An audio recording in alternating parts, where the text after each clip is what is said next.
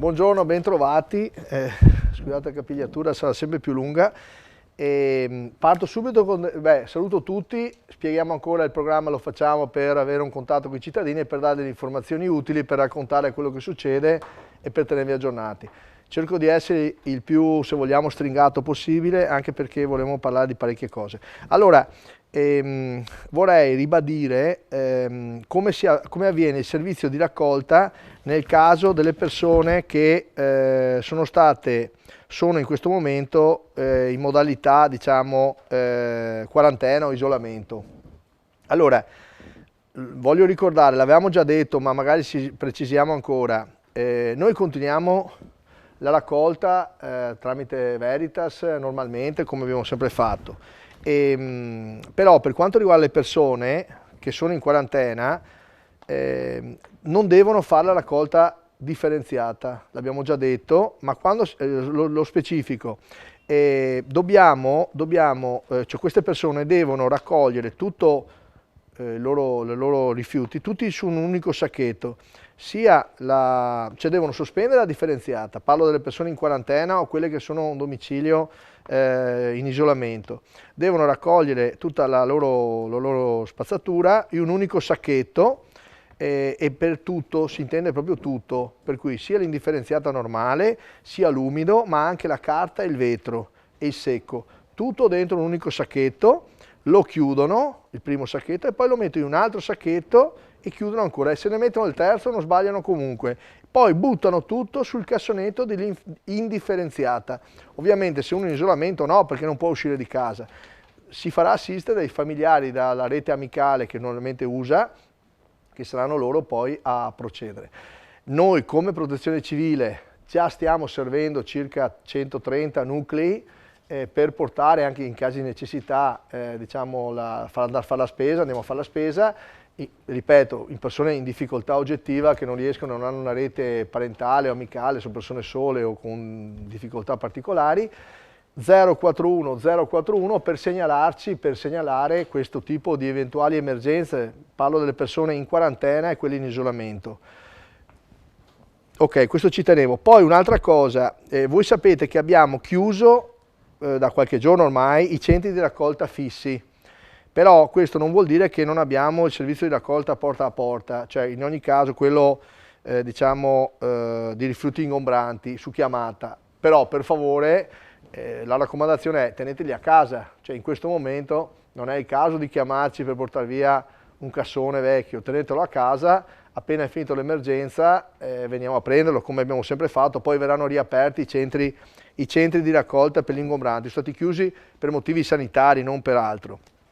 Anche qui specifico, tutto quello che diciamo producete, cercate di contenere il più possibile, soprattutto i verdi e le ramaglie, cioè non è il caso di produrre, ecco, però per quello che è possibile, e gli inerti, gli ingombranti, gli oli, magari cercate di tenerli a casa, cioè fate un piccolo stoccaggio in maniera tale che poi nessuno pensi di andare a buttarli in giro per la città, e comunque diventa un ulteriore sforzo che continuamente facciamo in ogni caso, però penso che se già prima era maleducazione, adesso è proprio un atto di delinquenziale in questo momento qua, distrarre risorse del comune, delle partecipate nostre che stanno seguendo la disinfezione in giro, di dover anche seguire le persone che pensano essere anche furbe buttando via i propri rifiuti ingombranti, o peggio se sono anche oli esausti, sono anche dannosi. Quindi vi prego di aspettare, teneteli a casa, stoccateli lì e poi ci sarà il momento di andarli a portare appena riapriamo. Non è un grosso sacrificio.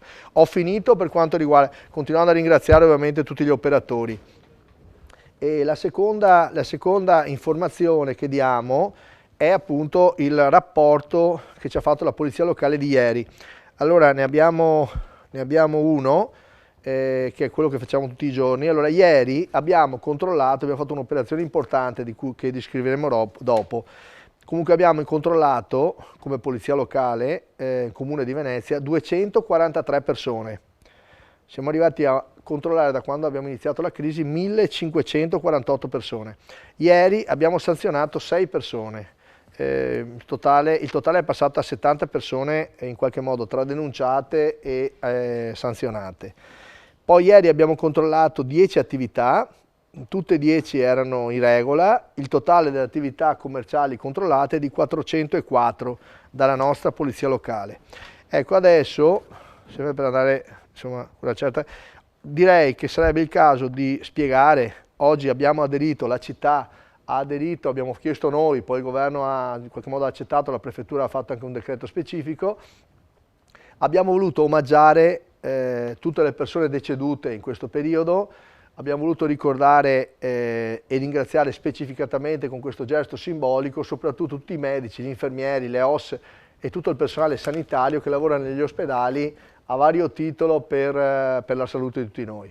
Per cui ecco, vi lanciamo il messaggio, è una cosa simbolica, l'abbiamo fatto sia a Venezia, voi vedete le immagini di Venezia, e l'abbiamo fatto anche a Mestre in contemporanea, proprio perché arrivi a tutti questa musica del nostro inno nazionale, del nostro inno della nostra città, per ricordare che siamo tutti sul pezzo e tutti a casa stiamo facendo in ogni caso il nostro dovere. Chi che è esposto, chi lo è meno, chi lo fa per proteggere anche gli altri, per cui stiamo a casa, però prepariamoci perché siamo vivi e vogliamo assolutamente continuare a vivere. Questo l'omaggio alle nostre persone decedute e un ringraziamento ancora una volta a tutto il personale sanitario. Prego. In segno di lutto per tutti coloro che sono deceduti, in segno di solidarietà con le comunità che stanno pagando il prezzo più alto.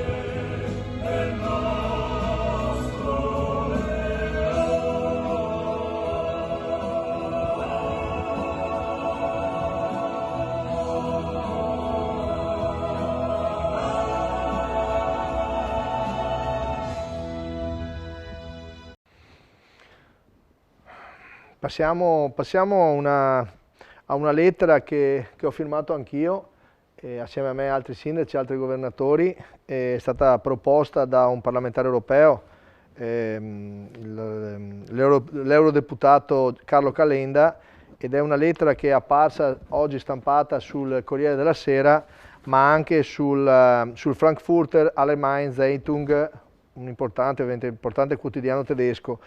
Io ve la leggo in italiano, la leggo perché credo a questa cosa, perché è un invito ai nostri amici tedeschi ma anche austriaci a comprendere bene di cosa stiamo parlando in questo momento, non fra qualche mese, oggi. E questa lettera è stata firmata, appunto proposta da Carlo Calenda, è stata firmata da Stefano Bonaccini, il governatore dell'Emilia Romagna, Giovanni Totti, il governatore della Liguria, io Luigi Brugnaro, il sindaco di Venezia, Marco Bucci, sindaco di Genova, Valeria Mancinelli, sindaca di Ancona, Virginio Merola, sindaco di Bologna, Giuseppe Sala, sindaco di Milano, Emilio Del Bono, sindaco di Brescia, Sergio Giordani, sindaco di Padova, Giorgio Gori, sindaco di Bergamo, Francesco Italia, sindaco di Siracusa. Cari amici tedeschi, con il coronavirus la storia è tornata in Occidente. Dopo 30 anni in cui l'unica cosa rilevante è stata l'economia, Oggi la sfida torna ad essere, come in passato, politica, culturale e umana. La prima sfida riguarda l'esistenza stessa dell'Unione Europea. Oggi l'Unione Europea non ha mezzi per reagire alla crisi in modo unitario e se non dimostrerà di esistere, cesserà di esistere. Per questo 9 Stati europei, tra cui Italia, Francia, Spagna e Belgio, hanno proposto l'emissione di Eurobond per far fronte alla crisi. Non si chiede la mutualizzazione dei debiti, quelli pubblici pregressi, ma di dotare l'Unione Europea di risorse sufficienti per un grande rinascimento europeo, sanitario, economico e sociale, gestito dalle istituzioni europee.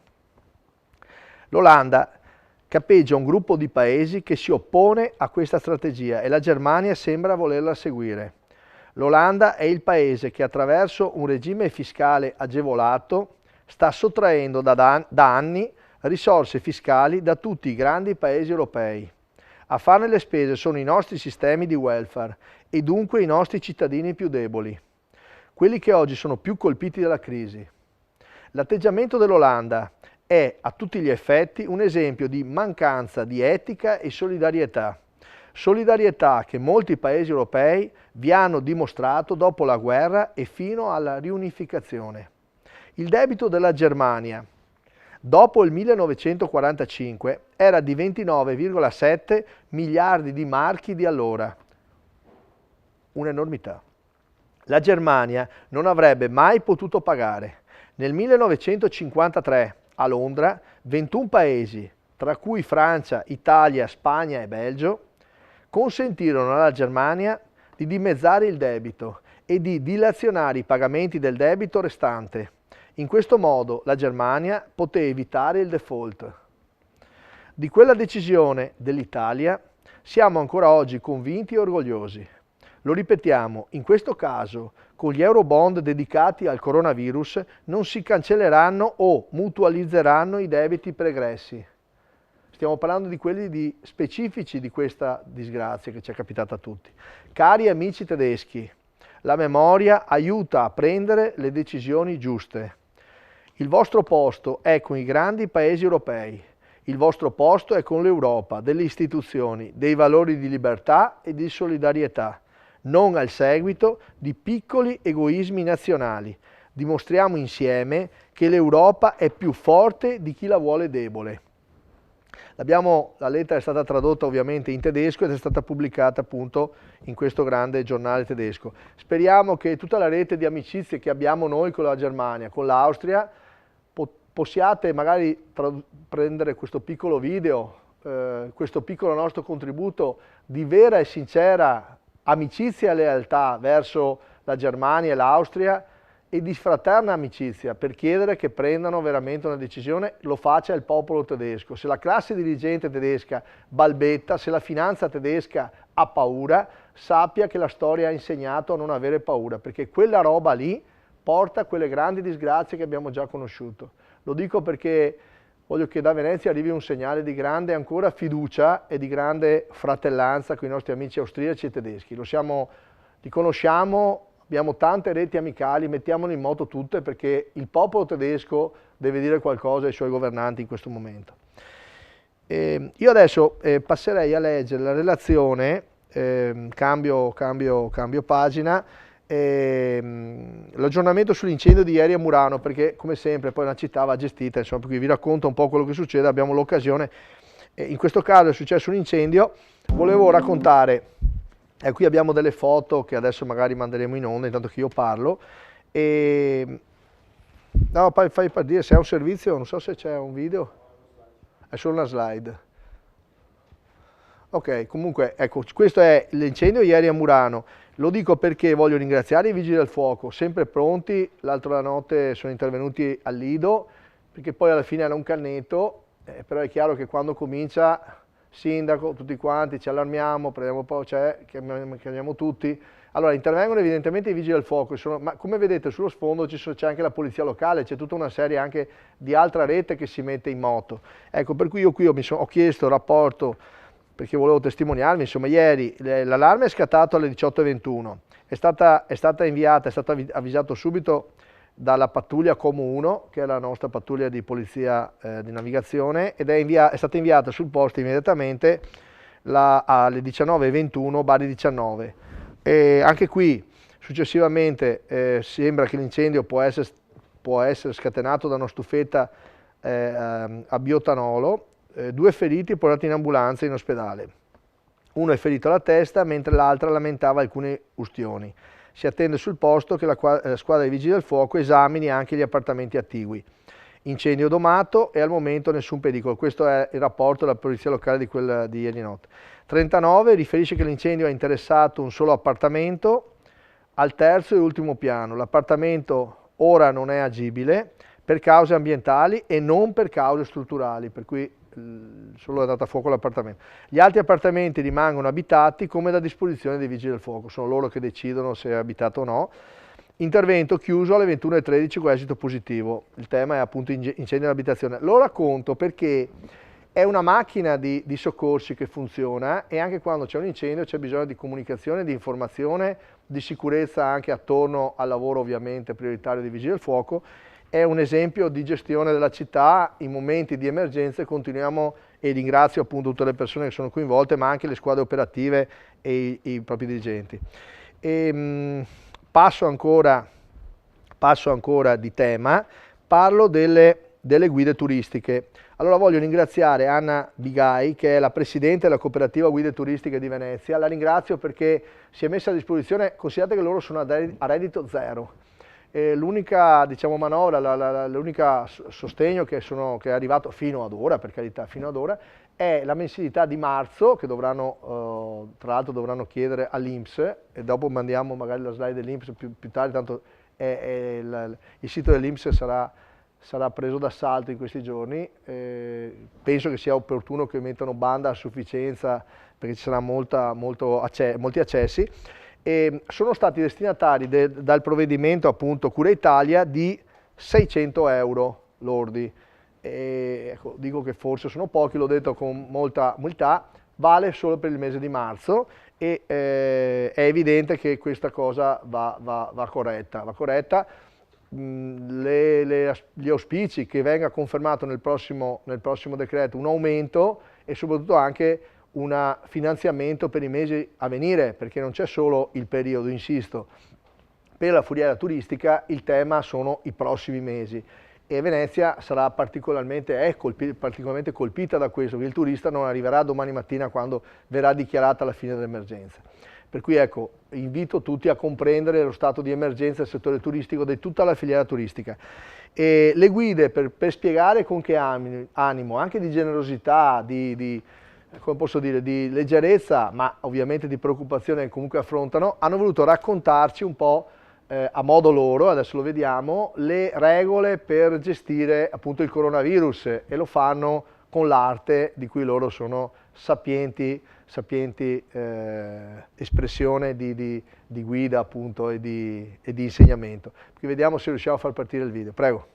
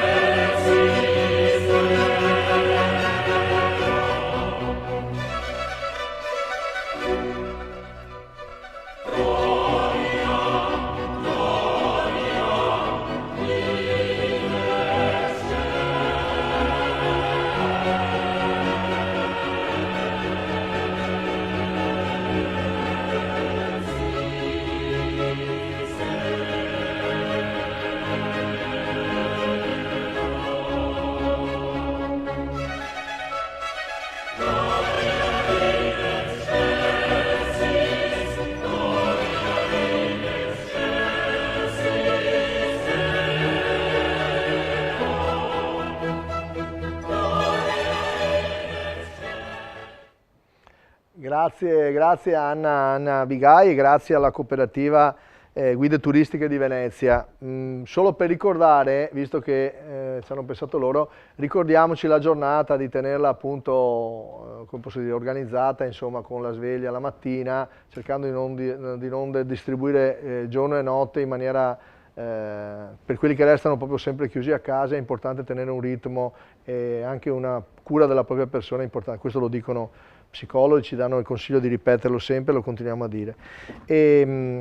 Passerei adesso, ringraziando loro per questa rilettura, passerei invece a parlare di un tema un po' più spinoso e però utile da chiarire. Allora, vorrei chiarire meglio questa questione. Allora, ieri sera è stata firmata una convenzione diciamo tra l'Associazione Bancaria Italiana, l'ABI, Conf Cooperative, la Coop, tutte quante le associazioni di categoria e i sindacati, per l'anticipazione direttamente dalla banca della cassa integrazione a 0 ore. Cerco di dirla chiara: le persone dipendenti che vengono messi in cassa integrazione, che sono state messe in cassa integrazione, o verranno, in questo momento qui parliamo delle 9 settimane in questione, per cui quelle che per il momento sono dichiarate dal governo, i dipendenti che possono essere non soltanto dipendenti delle aziende, ma anche, vediamo se trovo qua, ecco qua, anche soci lavoratori delle cooperative o lavoratori agricoli e della pesca, ecco, a loro è dedicato questo accordo, per cui non a quelli che sono in cassa integrazione diciamo in parte, cioè in percentuale, solo a quelli che sono a 0 ore, solo cassa integrazione. Ecco, è stato firmato questo accordo che prevede che questi destinatari, questi lavoratori, sono tanti, fanno parte di questi anche quelli che utilizzano il FIS come cassa integrazione. Parlo di quelli a cassa integrazione a 0 ore per 9 settimane. È stato fatto un accordo di far pagare questa cassa integrazione direttamente dalle banche. Parliamo di, dunque la misura di questa anticipazione sono 1.400 euro, però lo dico per chiarezza, per non illudere nessuno, sono parametrati a 9 settimane, per cui facendo un piccolo rapporto sono circa 670 euro al mese, per cui sono 1.400 euro come si legge, però sono parametrati appunto alle 9 settimane. Questo se uno fa 9 settimane di cassa integrazione, circa prende 670 euro, per cui è chiaro che è una decurtazione importante lo stipendio. Ecco perché dico bisogna finanziare le casse, queste sono le casse ordinarie, ma anche quelle in deroga in maniera più corposa, ed ecco perché insisto che dobbiamo rimettere in moto immediatamente l'apparato produttivo della nazione. Dobbiamo fare un piano di ripartenza. Allora è vero che qualcuno si spinge con diciamo quasi proposte immediate di riapertura, però questo probabilmente è un po' intempestivo rispetto al momento, vero, però è vero anche che c'è chi non lo prende neanche in considerazione o comunque è talmente atterrito dalla paura da quello che sta succedendo che non si mette neanche a ragionare. Credo che entrambi siano posizioni estreme. Il suggerimento che diamo noi è cominciare a fare un piano di graduale riapertura, ripartenza, ma magari partendo dalle attività produttive, magari partendo da forze che siano magari più giovani, certamente non le persone anziane, vanno protette forse un po' di più, sicuramente con un apparato di sicurezza che certe aziende avevano già organizzato, si può anche in qualche modo maggiormente precisarlo, in realtà che sia comunque sempre messo tutto in sicurezza, però noi pensiamo che con questi sistemi di cassa integrazione, cassa in deroga, paghette per tutti, soldi dati, non resistiamo tanto. Lo dico perché poi ci saranno i titoloni, adesso tutti zitti, tutti a parlare appunto dei nostri problemi, le paure, a seminare tante volte anche oggettivamente panico nelle persone. Ci sono persone che durante il giorno piangono, non si sa perché, mi viene da piangere. Bene, ragazzi, calmiamoci, stiamo tranquilli, facciamo un sorriso, pensiamo a qualcosa di bello. Certo che le persone costrette abbiamo bisogno nel frattempo di immaginare un futuro. A queste persone dico comunque questo accordo è positivo. Come si farà avere? Verrà fatto, ci sarà un modulo da compilare, non è ancora stato preparato, è stato firmato ieri sera questa cosa, e credo saranno disponibili questi moduli, penso dai sindacati ma anche dalle banche, e probabilmente le stesse aziende si faranno, le aziende ovviamente protagoniste di queste casse integrazione a 0 ore, forniranno loro i moduli sarà una domanda che il lavoratore fa e l'accredito sarà direttamente nell'IBAN del lavoratore nel caso in cui si incroceranno i dati tra impresa e banca, oppure se il lavoratore non ha l'IBAN ci sarà una diretta pagamento in banca a fronte della domanda che il lavoratore farà. Seguiremo questa questione nei prossimi giorni e daremo ulteriori chiarimenti. Spero di aver spiegato, questo accordo, questa garanzia è per le 9 settimane intanto di crisi, speriamo appunto estendibile, però a oggi sono per 9 settimane, vale 1.400 euro per tutte le 9 settimane, per farvi un conto sono circa 670 euro al mese se parliamo di 9 settimane. Verrà liquidata direttamente in banca con in qualche modo una velocizzazione del pagamento. Questo è positivo perché l'INPS rischia sennò di avere troppe cose da fare. È chiaro che restano scoperte completamente, appunto l'ho già detto, tutte le partite IVA, tutta la gente senza il lavoro eccetera, è stato lasciato appunto questi 600 euro per il mese di marzo. Anche lì crediamo che debba essere aumentata questa quota, e comunque per la filiera turistica, parlo filiera, deve essere aumentato il periodo, non certamente solo all'emergenza, ma almeno a 10 mesi, 12 mesi, per dare un po' di tranquillità. Lo dico senza nessuno ovviamente intento polemico, ma per dare numeri veri, perché poi sennò la gente si illude, non ha capito, eccetera. Io faccio questa trasmissione per essere chiaro. E direi che siccome fa il paio con questo, l'invito che abbiamo fatto e accettato, e domani sarà qui con noi, al presidente di Confindustria Venezia Rovigo, Vincenzo Marinese, che verrà qui con noi domani. Parleremo un po' di quali sono le proposte di Confindustria, di qual è la situazione in questo momento nelle aziende del veneziano, e nelle giornate successive sarà mia premura e mio piacere avere anche la chiacchierata con altri presidenti di associazioni di categorie rappresentativi del territorio, anche perché con loro stiamo iniziando un percorso per comprendere quali sono le proposte, le richieste, per ragionare insieme, per fare al governo come posso dire, una dolce pressione perché cominciano a scrivere un provvedimento che magari si conosca prima, per poter poi utilizzare quei soldi che stiamo chiedendo all'Europa tutti insieme, perché se tutti insieme chiediamo, tutti insieme facciamo pressione, sarebbe bello che dal basso, in maniera trasparente, tutti insieme fossimo in condizione di poter capire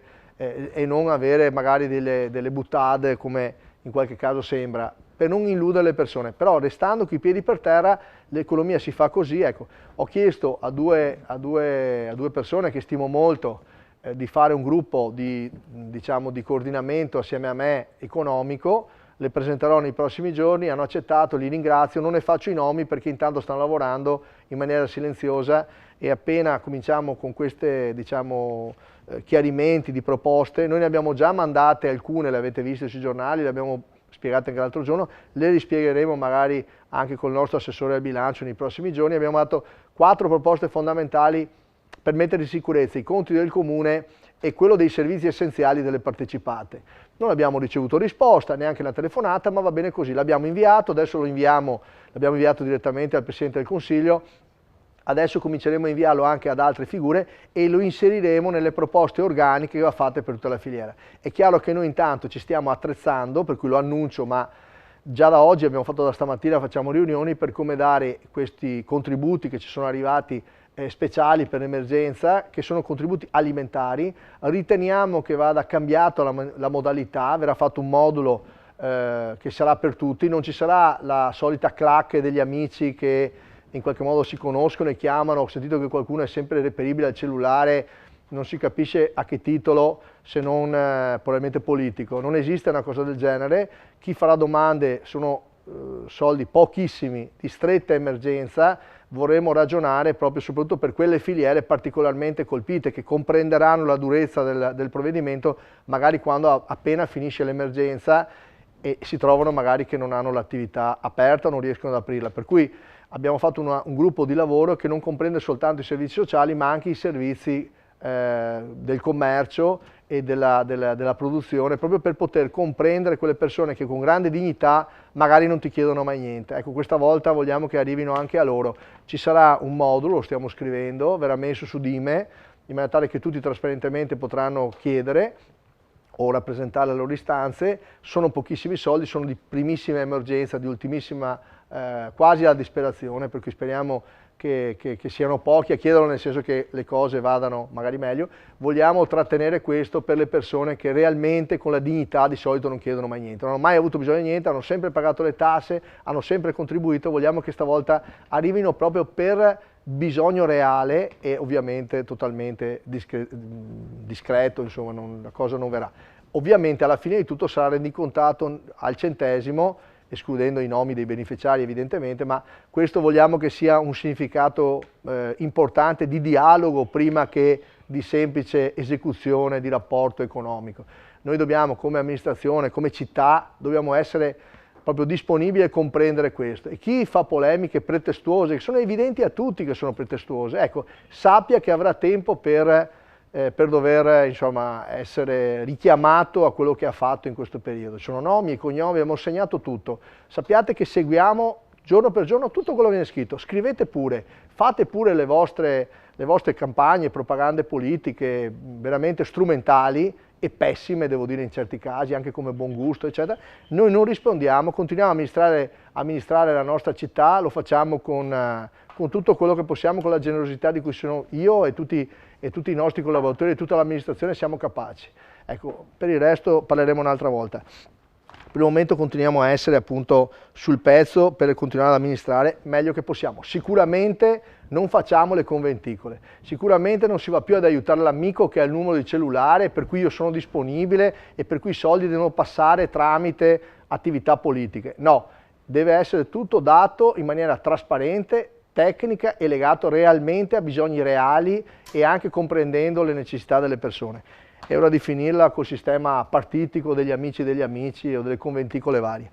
Adesso faccio vedere, proprio per presentare la partecipazione domani del Presidente di Confindustria Vincenzo Marinese, 5 video che ci hanno inviato degli associati di Confindustria, il primo di un'azienda chiusa, altre 4 di aziende che stanno operando, e qui il quadro generale di questi video che faremo andare di seguito. Sono video molto brevi, però fanno capire la situazione delle imprese, che sono una chiusa, altre 4 per far vedere qualcosa. Domani vediamo se abbiamo altri contributi.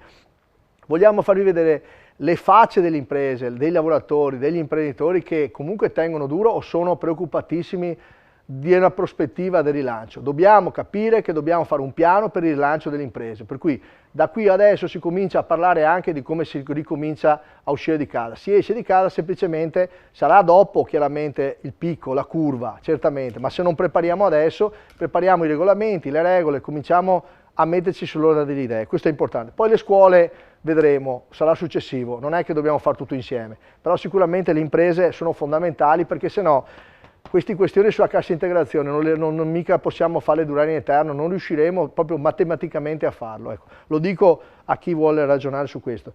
Per cui io pregherei di far partire, questo è Ciro Badon, si presenterà lui, è il presidente dei calzaturieri del Brenta, nonché presidente nazionale. Farei partire il video, prego. Buongiorno a tutti, sono Ciro Badon. Con mio fratello Roberto siamo i titolari del calzaturificio De Robert, 70 dipendenti. Ho la fabbrica ferma, consegne da fare, collaboriamo con le Griffe Internazionali della Moda e avevamo commesse fino alla fine di giugno. Ci eravamo attrezzati per seguire i diktat del governo, dove ci indicavano quelle che dovevano essere la situazione per dare la sicurezza ai nostri dipendenti. Abbiamo fatto tutto quello che ci avevano indicato, preso le mascherine, chiuso la mensa, sanificato l'azienda tutte le settimane, ma con uno stop improvviso ci siamo fermati con la produzione. Credo che oltretutto sono anche presidente nazionale dei calzaturieri. Questa situazione sta portando un danno enorme. Molto probabilmente all'apertura, quando le cose saranno sistemate, la nostra industria perderà delle filiere produttive molto importanti e molto tradizionali. Io mi auguro che quanto prima alle fabbriche in grado di dare sicurezza ai propri lavoratori ci facciano produrre, ci facciano fatturare, ci facciano pagare i contributi, gli stipendi senza l'aiuto dello Stato. Grazie. Buongiorno a tutti. Come vedete stiamo entrando in un reparto per la produzione di etichette autoadesive per il settore agroalimentare. Come potete vedere, tutti gli operatori stanno lavorando in una distanza di sicurezza e con le massime garanzie previste dalla norma. La disposizione dei macchinari sono in una distanza sufficientemente ampia che possono dare effettivamente una garanzia che non ci sia nessun contatto tra operatore e operatore. Sono stati predisposti tutte le norme per mettere in sicurezza sia per quello che riguarda le macchine, sia per quello che riguarda la zona snack, sia gli spogliatoi che una piccola sala di ricreazione. Qui si cerca ovviamente di mantenere costantemente i macchinari in ordine e puliti.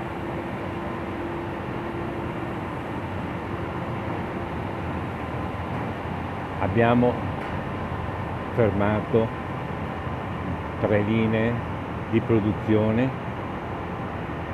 per poter lasciare degli spazi di movimento in modo che non ci sia sovraffollamento.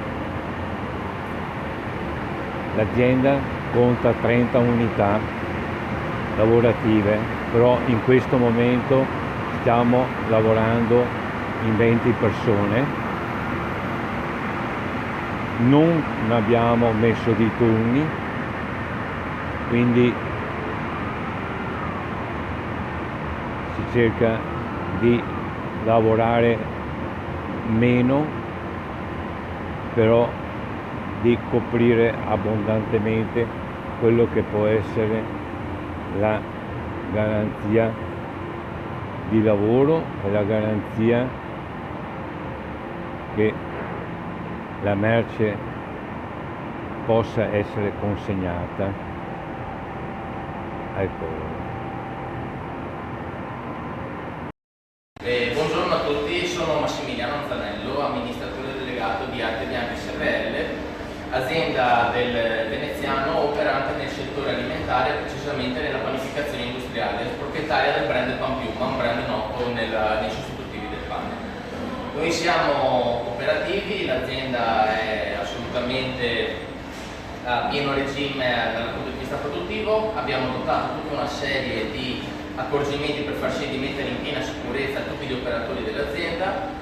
Diventa importante per far sì di mantenere la produttività aziendale che tutta la filiera dell'attività legata al settore alimentare rimanga operativa. È fondamentale perché dietro la produzione di un panificato ovviamente ci sono dietro miriadi di attività legate alla perfetta funzionalità degli impianti. Di conseguenza è importante per noi mantenere un livello di servizio anche dei nostri fornitori e della filiera al massimo livello, altrimenti le persone non saranno in grado di trovare nei punti vendita della GDO e dei supermercati i nostri prodotti o comunque qualsiasi altro prodotto alimentare. La filiera è fondamentale. Quindi io, grazie a questo videomessaggio, mi rivolgo con un appello di cercare di tutelare al massimo tutta quella che è la filiera legata al mondo alimentare. Grazie a tutti, buongiorno. Ecco, queste sono alcune aziende che ringrazio, sono aziende, quelle aperte che avete visto, adesso ne faccio altri 2 filmati molto brevi, ma per farvi vedere, perché penso che sia opportuno che possiate vedere. Queste sono aziende che per legge possono restare, perché hanno dei codici Ateco, perché questi sono assolutamente nella sicurezza sia alimentare, nella catena delle varie aziende che possono per legge operare.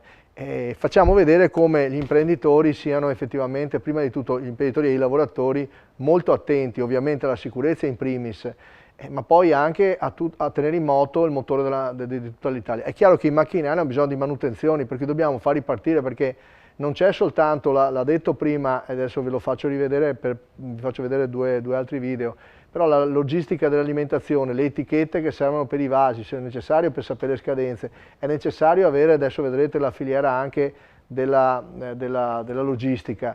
E la prima azienda, quella chiusa, sta dicendo noi siamo disponibili, avevamo già fatto anche degli investimenti di sicurezza, poi ci hanno chiuso.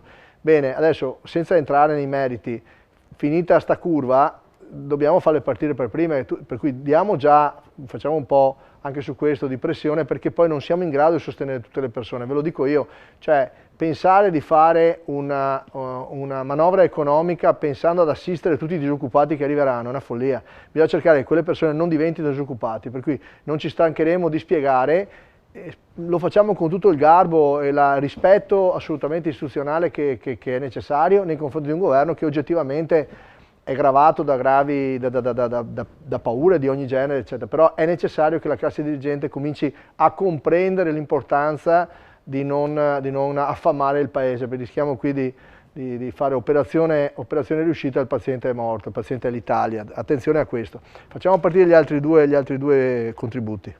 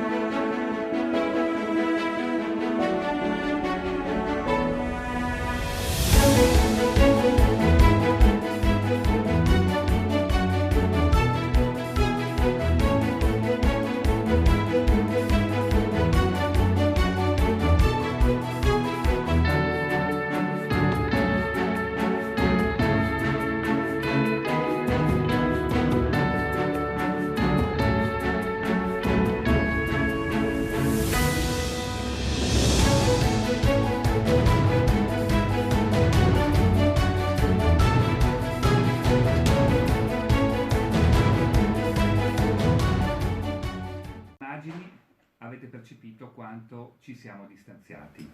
Noi facciamo gli spedizionieri doganali e curiamo attività logistiche di magazzino per conto di varie aziende, soprattutto quelle del territorio non solo del Comune di Venezia. Siamo molto preoccupati semplicemente perché la nostra attività ci porta a dover anticipare molto denaro per conto dei nostri clienti.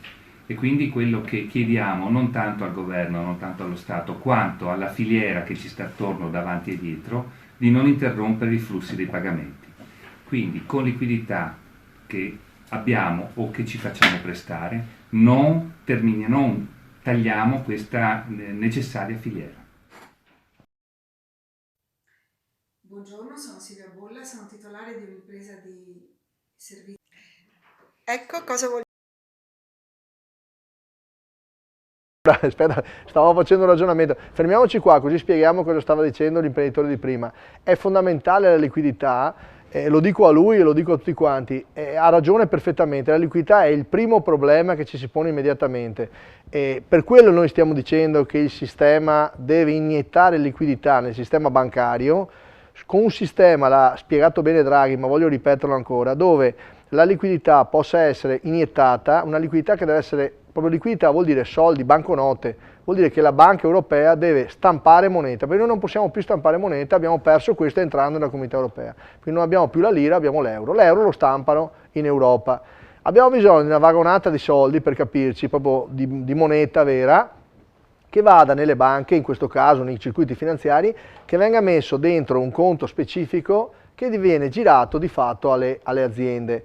È un conto che non deve andare nell'analisi di credito delle banche, nell'analisi patrimoniale delle banche, perché è un conto che viene messo dallo Stato, in questo caso dalla Comunità Europea, alla garanzia di questo, e questi soldi devono andare nelle aziende dentro un conto che le aziende gestiranno come appunto un conto di emergenza sanitaria. Cosa vuol dire? Vuol dire che anche nei bilanci deve essere riconosciuta la possibilità di utilizzare quei soldi che verranno restituiti in 30 anni, come si fa con i debiti di guerra, che poi nel tempo, poi avremo tempo il prossimo anno, 2 anni, di abbonare quei debiti a quelle imprese, comunque siano rateizzati nei prossimi decenni, in modo che non vadano a incidere sulla economicità dell'azienda. Ma in questo modo non si interrompono i flussi di liquidità. Non è che la liquidità uno per cattiveria non vuol pagare, mancherà la liquidità perché abbiamo fermato il sistema produttivo. Ecco perché bisogna, come prima cosa, iniettare liquidità. Allora,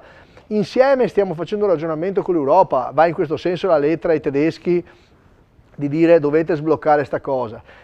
Io sono fiducioso che la cosa si sblocchi, per carità, però attualmente c'è un blocco.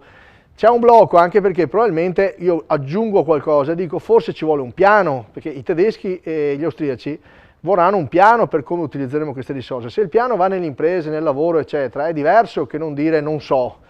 Dammi i soldi che vedremo. Allora, se costruiamo un piano, diamo anche delle certezze su dove finiscono queste risorse, devono finire nelle attività produttive, cioè nel mondo del lavoro. Dobbiamo sostenere il lavoro e non la disoccupazione. Dopodiché è evidente che c'è la seconda gamba assolutamente importante da proteggere, che è tutto quello che non si riesce a fare subito, ma che si farà fra qualche mese perché ripartirà magari con più gradualità. Ecco perché serve la liquidità e serve questa massa monetaria importante. Tra l'altro, se noi facciamo leva finanziaria, si dice, noi con un investimento di qualche decina di miliardi dello Stato su questo potremo veramente avere un effetto moltiplicatore. Magari lo faremo questo ragionamento con qualche economista anche per spiegarlo, cercando di spiegarlo semplice. Però ecco, questo che ha chiesto l'imprenditore è fondamentale. Lui è in attività, ha già cominciato a capire questa roba. Pensate a quelli che hanno l'attività chiusa. Ecco, adesso io vediamo se riusciamo a vederlo. Il filmato l'abbiamo fermato, per cui il filmato. Ecco, adesso lo riprendiamo, io direi, non so, vogliamo riprendere quello di prima? Io direi, ecco, prendiamo quello di prima e poi abbiamo girato perché c'era arrivato con WhatsApp, con dritto, adesso lo mettiamo a posto, nessun problema. Prego, allora, lanciamo il filmato di prima e continuiamo con la logistica. Buongiorno, sono Silvia Bolla, sono titolare di un'impresa di servizi di pulizia e sanificazione. Sono presidente della piccola e media impresa di Confindustria Venezia, area metropolitana di Venezia e Rovigo. Il mio messaggio è: bisogna riaprire subito, il prima possibile, naturalmente nel rispetto delle regole e delle condizioni che il Covid-19 ha imposto, tutelando la salute dei lavoratori e dei clienti, ma riaprire il prima possibile. Pulizia e sanificazione sono e saranno sempre di più di primaria importanza. Dobbiamo riaprire perché ogni giorno di chiusura comporta e comporterà mesi di sofferenza e comunque prima o poi dovremo ripartire, e quindi perché non riprogrammarlo da subito. Sinceramente io non avrei mai chiuso tutto. Le aziende che possono lavorare devono farlo in sicurezza, ma devono farlo, anche perché non pesare poi troppo su quelli che saranno gli ammortizzatori sociali e tutti gli strumenti che verranno messi in atto. Credo che invece dovremmo imparare a saper fronteggiare le emergenze e non solo a subirle rinchiudendoci in difesa. Dovremmo fare un ragionamento più strategico, anche perché non tutto il mondo si è fermato. Potremmo ritrovarci all'apertura che altri hanno preso il nostro posto.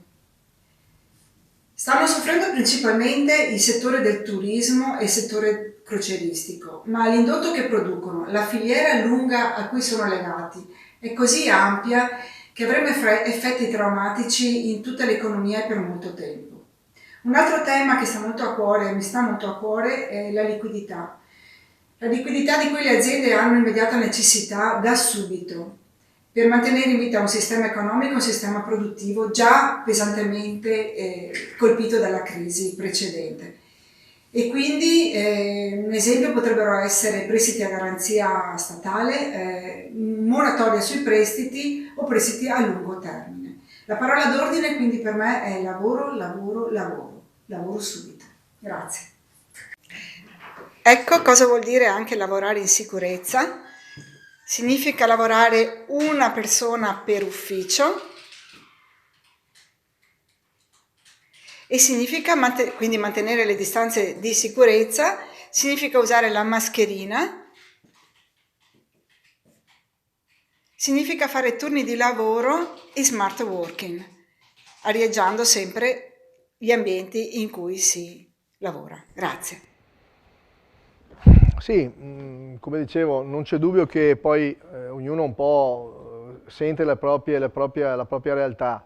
È evidente che prima viene la sicurezza sanitaria, ormai abbiamo fatto tanta fatica, non manca molto. Penso che una giusta gradualità di mezzi, ormai le fabbriche sono state chiuse, però adesso bisogna cominciare a pensare quando riaprirle e dobbiamo farlo con un programma di questo. Per cui insomma domani parleremo di questo ancora col presidente di Confindustria, Vincenzo Marinese, che racconterà cosa pensano loro e qual è la situazione che vedono.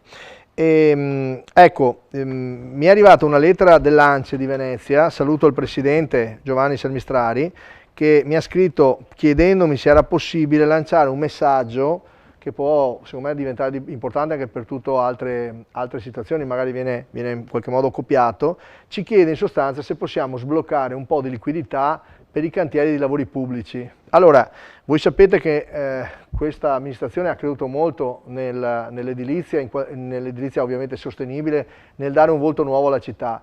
Ne parleremo magari in un altro momento, però avevamo molti cantieri aperti, questi cantieri sono stati, non tutti, ma tanti sono stati fermati dai decreti piuttosto che dalle imprese stesse nel momento in cui non riuscivano a lavorare, giustamente, tant'è che noi non pensiamo all'obbligatorietà ma alla volontarietà.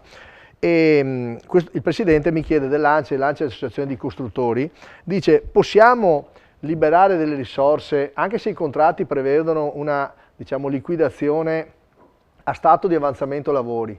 Dicono per un motivo di liquidità delle imprese è possibile anticipare, se noi la rata dei lavori, dell'avanzamento lavori, l'abbiamo superata oltre il 50%, possiamo avere una liquidazione? La risposta è sì. Abbiamo parlato oggi col Presidente, gli ho risposto sì, dobbiamo ovviamente costruire un minimo di ragionamento burocratico su questo, ci siamo già attivati per poterlo fare, il Comune può anticipare questo, la risposta l'ho data a lui ma la do pubblicamente a tutte le imprese che lavorano col Comune di Venezia, evidentemente io parlo in questo momento dei lavori pubblici di Venezia, dico sì, per quello che è superato già il 50% della quota parte, con ovviamente una perizia del direttore dei lavori e una certificazione poi da RUP, per cui conferma che i lavori sono effettivamente stati fatti, senz'altro. Poi ci dice se la stessa cosa si può fare anche con quei contratti che hanno contabilizzazione, si dice temporale, cioè non vengono fatti a stato di avanzamento dei lavori, ma si paga ogni 3 mesi. Dice se siamo a 2 mesi, possiamo avere la liquidazione di quella parte, così ci serve come liquidità per tornare al discorso di prima? Risposta sì, anche qui con la stessa procedura di trasparenza, ma senz'altro sì.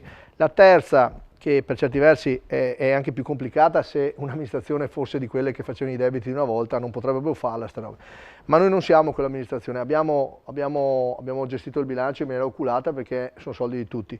Possiamo farlo e la terza domanda che ci fa il Presidente è possiamo accelerare i certificati di pagamento, cioè il pagamento dopo la data di emissione dei certificati di pagamento?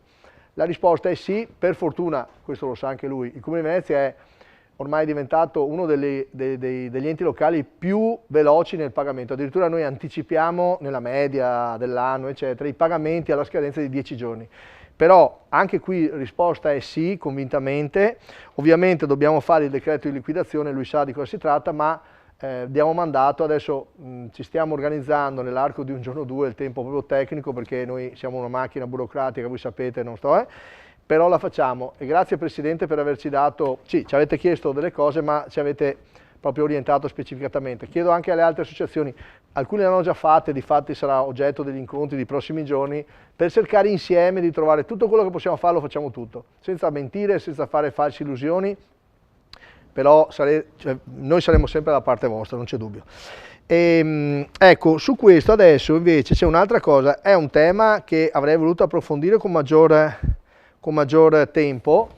Il tempo stavolta vorrei stringerlo perché è già un'ora che parlo e poi abbiamo visto che insomma, do soltanto un accenno, lo dico, allora, questo tema sono gli studenti e i professori di tutte le scuole superiori, le medie e le elementari del Comune di Venezia. Abbiamo dato mandato alla dirigente Sallustio della città metropolitana. Ricordo che gli edifici sono per le scuole superiori della città metropolitana, per le scuole elementari del Comune di Venezia.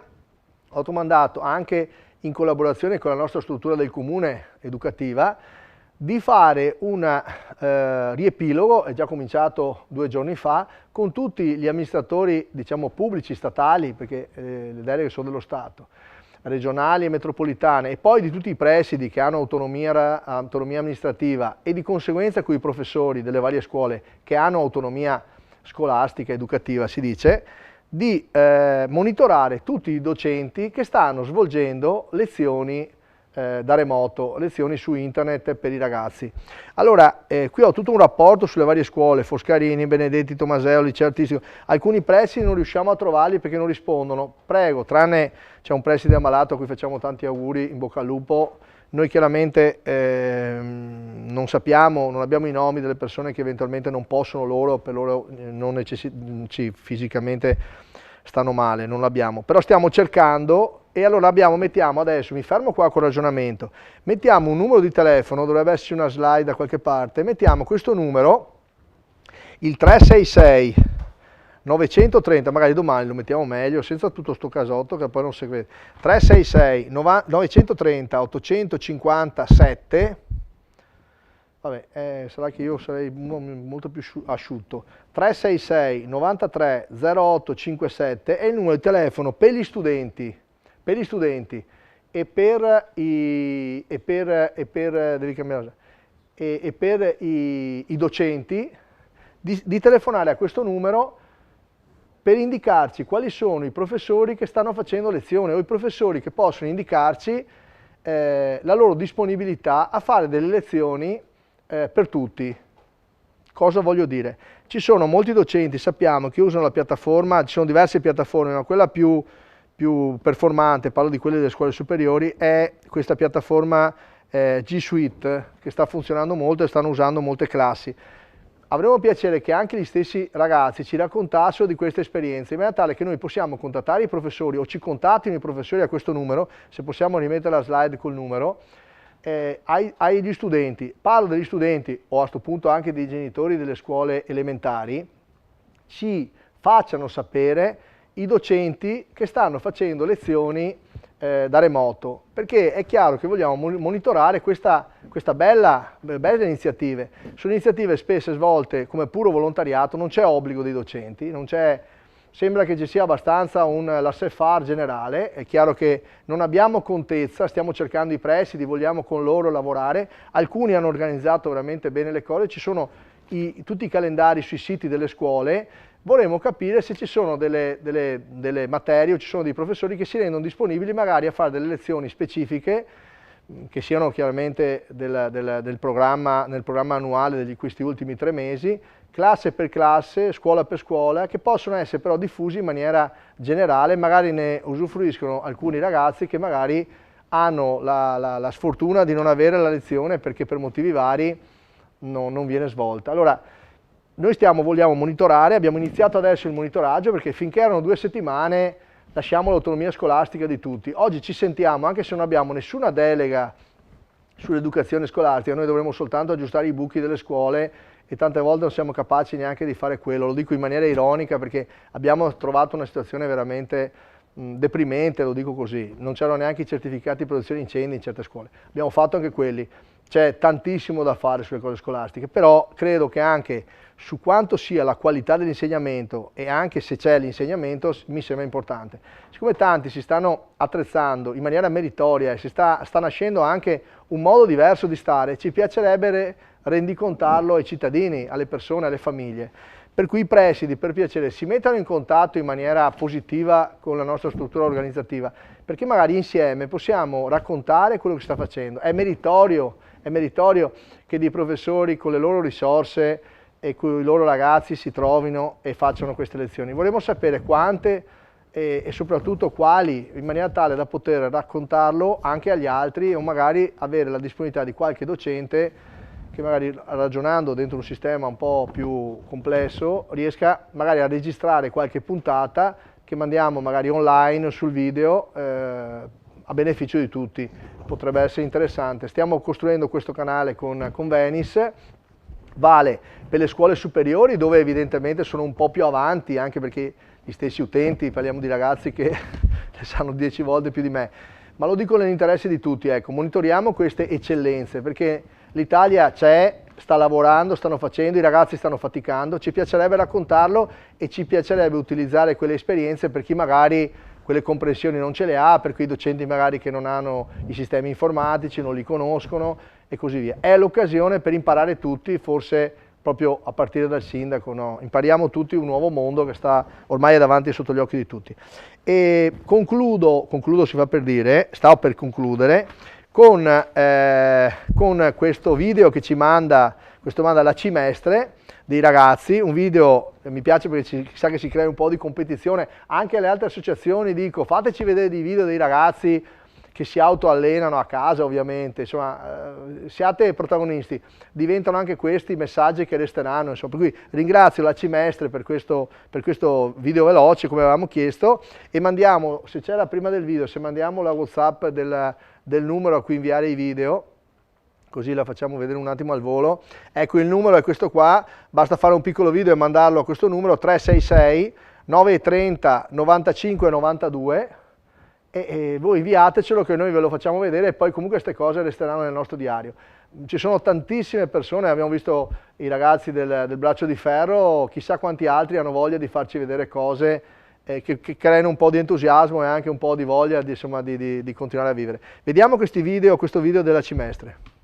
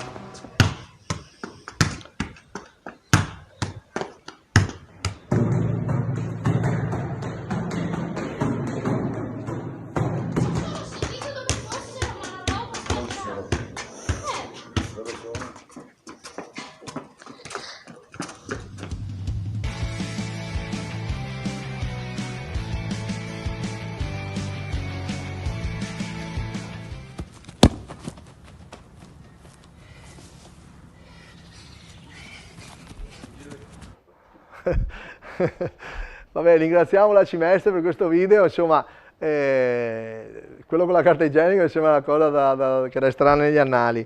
Vabbè, allora il numero è sempre questo, 366 930 959 2 per mandare i WhatsApp e di video per le associazioni sportive, ma anche per quelle culturali, per persone che magari simpaticamente ci vogliono far vedere dei video.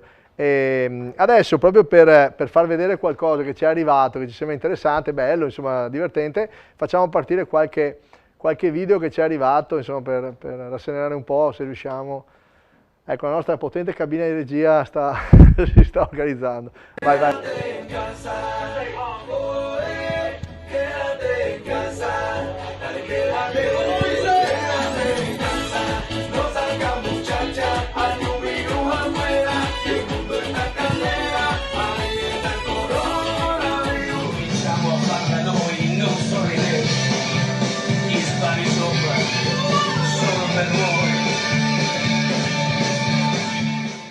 Buongiorno a tutti, prima lezione di box di Christian. Giusto Christian? Sì. Yeah. Allora?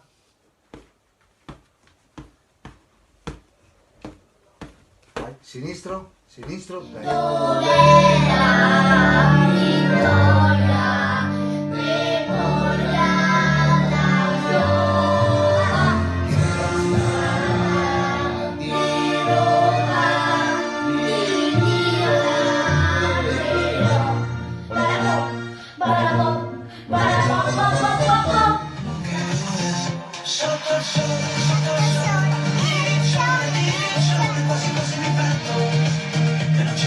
e non ci penso più. Faccio schiaffi, con le pentole andando come se fossero me, come se fossero me. Pipì.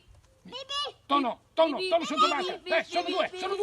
È partito il tono, è partito. Bluefin, tono in canna, Bluefin potente. Siamo qui sul terrazzo e guardiamo la strada, non passa nessuno.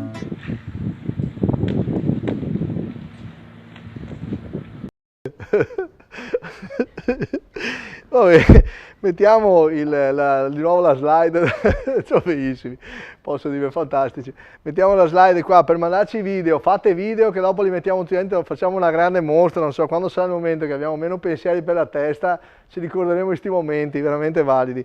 366 930 959 2 per messaggi, video, racconti, mandarci anche i disegni che adesso allunghiamo con la nostra copertina finale, sono i disegni dei bambini che ci continuano ad inviare, li aggiungiamo in coda man mano che arrivano.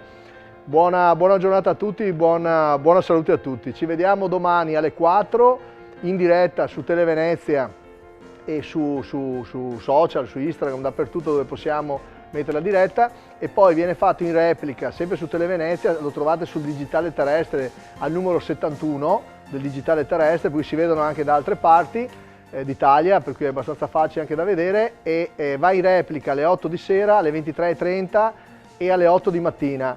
E voglio dire soltanto, do un dato ma poi li daremo meglio, abbiamo avuto su Facebook e sulla rete, insomma, dove c'è il sito, siamo arrivati a un picco di 41.000 visualizzazioni della trasmissione, stiamo in incremento per certe robe, insomma la cosa ci fa enormemente piacere. Salutiamo tutte le persone del resto d'Italia che ci guardano, e se possiamo dare un saluto a tutti e un messaggio di forza, lo vogliamo dare col cuore, lo diamo tutti insieme, perché vediamo i bambini che sono quelli che insomma guardano al futuro e guardano al nostro futuro. Grazie a tutti, buona giornata.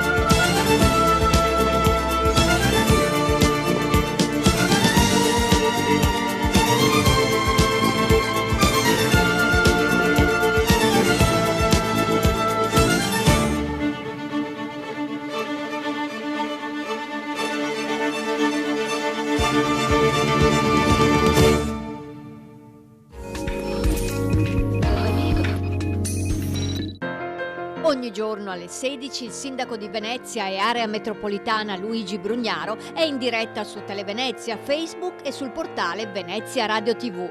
Gli aggiornamenti, le notizie, le risposte alle domande più frequenti su quanto sta succedendo in tempo di coronavirus. Inviate le vostre domande a andratutobene@comune.venezia.it. La trasmissione televisiva sarà replicata alle 20, alle 23:30 e alle 8 del mattino su Televenezia.